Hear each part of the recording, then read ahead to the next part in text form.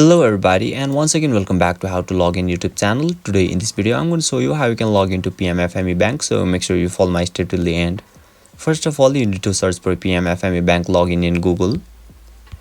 Now right after that you'll be able to see a link at third shown in the screen where you need to click on it, and you'll be able to see a login option at top left corner.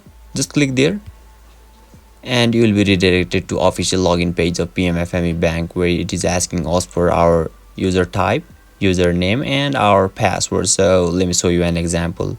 So let's say I want to use user type as an admin and a random username and a password.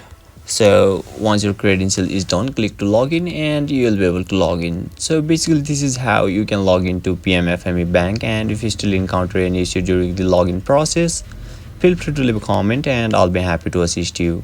If you found this video helpful, please give it a thumbs up, and if you are new to this channel, make sure to hit the subscribe button and set the bell icon to on so that you can stay updated with our latest content. Thank you for watching and I'll see you next time.